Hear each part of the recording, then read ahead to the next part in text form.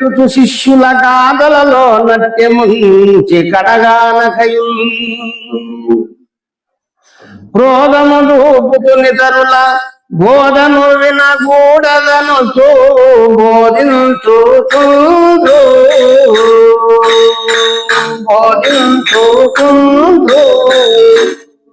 సాధనలందు మరిగించుకుందు సాధనలందు మరిగించుకుందు మేదిని తిరుగుచు మాయా వేషము దాచి మేదిని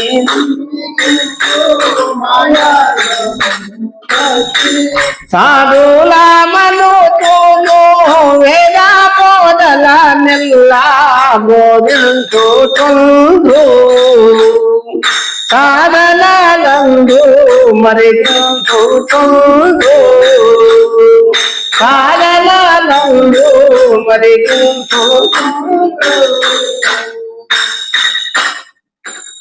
ఇక్కడ అల్పగురు లక్షణంలో చివరి కన్నా కానటువంటి భావాన్ని ఎంత బాగా చెప్పింది. ఇక్కడ బాధలు పెట్టుతూ శిష్యుల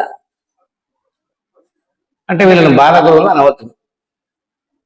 శిష్యులను బాధ పెట్టినటువంటి వాడు సద్గురు అనబడడు, బాధ గురువు అనబడదు. వారి దగ్గర అంటే వారి యొక్క మనసు నొప్పియక అస్థిర కాలంలోనే వారికి బోధ అర్థమయ్యేటట్టుగా శిష్యుల ఇంటికి వచ్చినప్పుడు వాళ్ళకి సంశయం తీర్చి పంపించాలి. లేదు అప్పుడప్పుడు ఆ శిష్యుల ఇంటికి వెళ్ళి అభిరుచులను కోరక ఏ కోరికలు లేక వారికి మనసుకు అందే విధంగా బోధ చెప్తూ వచ్చేవాడు అట్లా సద్గురు లక్షణం. ఇట్లా కాదు. ఇక్కడ ఏం చెప్తున్నాడు? బాధలు పెట్టుతూ శిష్యుల గాథలలో నట్యముంచి కడగానకయం. బాధలు పెట్టి గాథలు అంటే గొప్పగా గొప్పల కొరకు మనం ఇబ్బంది పెడతా ఉంటారు. కడగానకయం అంటే ఏ ధరకి చేర్చదు.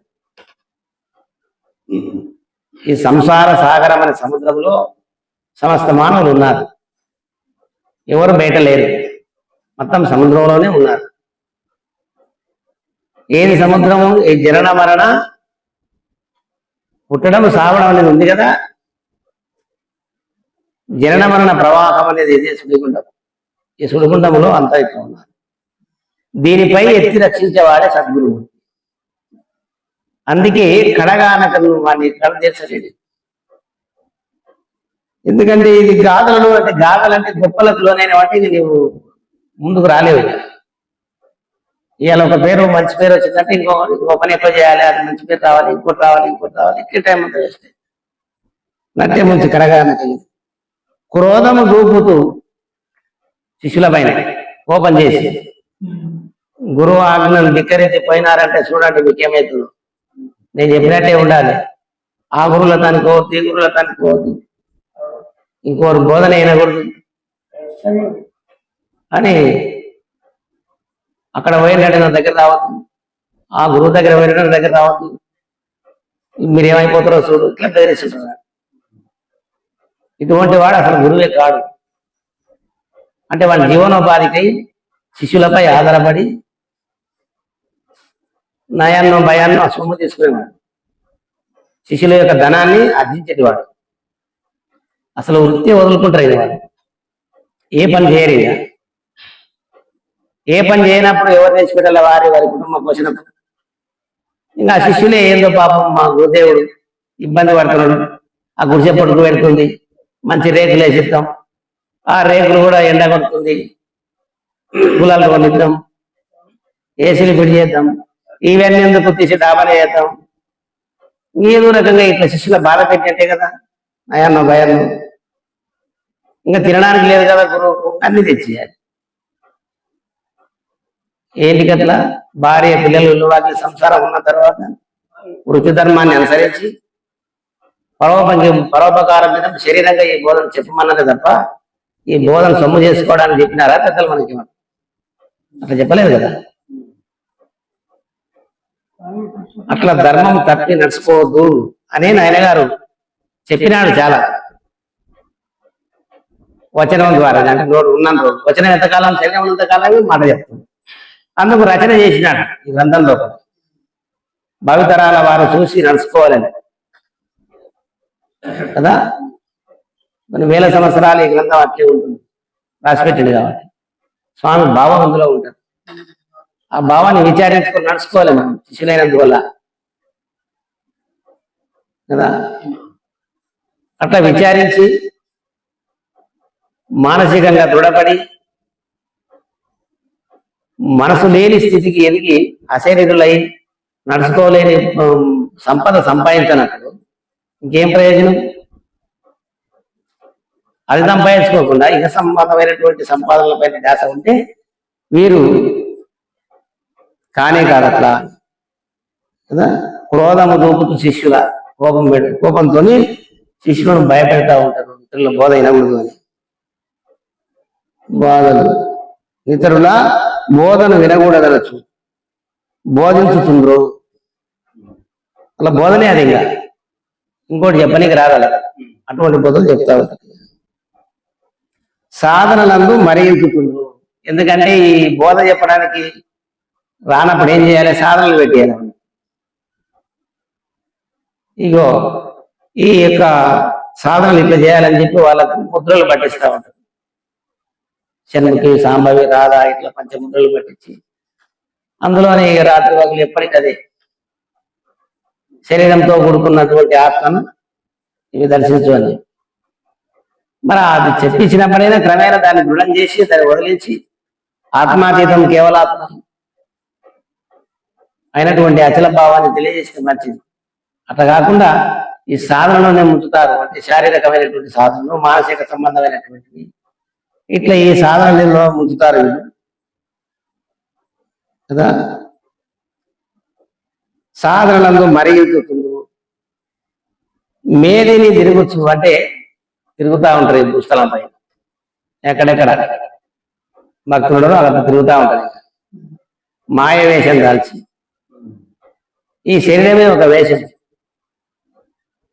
ఈ శరీరమే ఈ జీవునికి ఒక వేషం. మళ్ళీ ఈ శరీరానికి ఇంకో వేషం వేయటం. అప్పుడు మేము చిన్న ఉన్నగా ఊర్లోకి వస్తుంటే ఊరు దగ్గరికి వచ్చినాక ఆ ఎంకలకు దాబు చేసి కూర్చొని అక్కడే వేషం వేసుకొని వస్తుంటున్నారు. అక్కడనే వాళ్ళ వేషం కట్టుకుని ఫోటో పట్టుకొని కాటికి పెట్టుకొని ఏటు మళ్ళీ రంగురంగు బట్టలు కట్టుకొని అవన్నీ వేషాలు వేసుకొని భిక్ష ఎత్తుకొని వస్తారు. మళ్ళీ ఆయనతో అయిపోయిన వచ్చిన ధనంతో వాడు ఏం చేసేవాడు కదా. ఇట్లా వాళ్ళు కూడా ఏం చేస్తారు? మేదిని తిరుగుతూ మాయ వేషం దాల్చి వీళ్ళు సాధు వేషం కట్టింది. వాళ్ళేమో జీవనోపాధి కొరకు భిక్ష పెట్టడానికి వేషం కడితే ఇటువంటి గురువులు ఏం చేసినారంటే ఇట్లా సాధు వేషం ధరించేది డబ్బును ఆర్జించేది. మేదిని తిరుగుతూ మాయ వేషము దాల్చుతుంది. సాధుల మనసులు, సాధువులు అంటే వేషం సాధువు ఎట్లయితే సాధు అనగా ఇటువంటి వాడు సచ్చినవాడే సాధు. అంటే నేననే అహం సచ్చినవాడే సాధు. అంతర్ సన్యాసి. బాహ్య సన్యాసులు ఎంతసేపు బాహ్యంలో సన్యాసం పుచ్చుకోవడం పెద్ద పని కాదు, గంటలు అయిపోతారు సార్.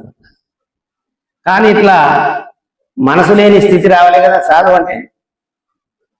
అది రావాలంటే ఒకనాడు వస్తుంది. అది ఒకనాడు అయ్యేదే. మన పెద్దలు ఏ విధంగా సాధుత్వం రావాలని ఇంత కష్టపడ్డారు. శ్రీకృష్ణ పరమాత్మ సాధు కావాలంటే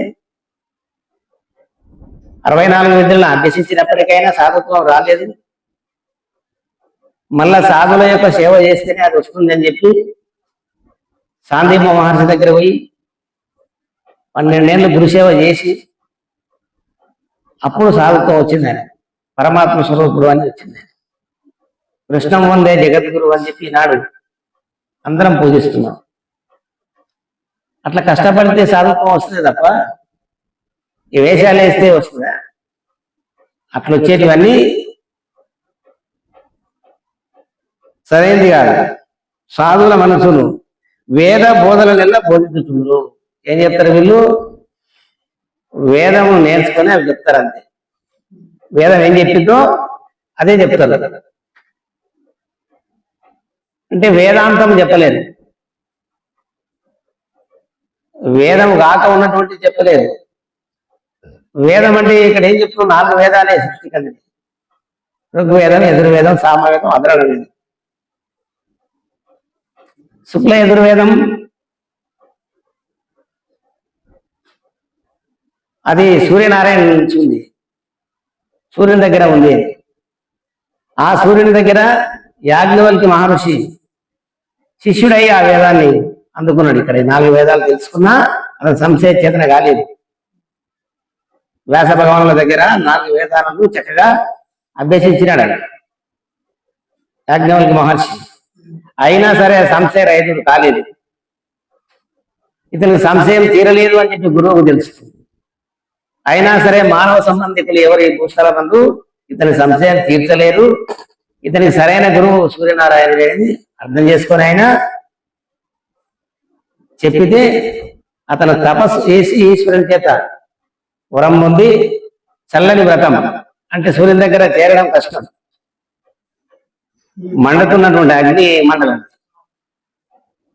సూర్యగోళం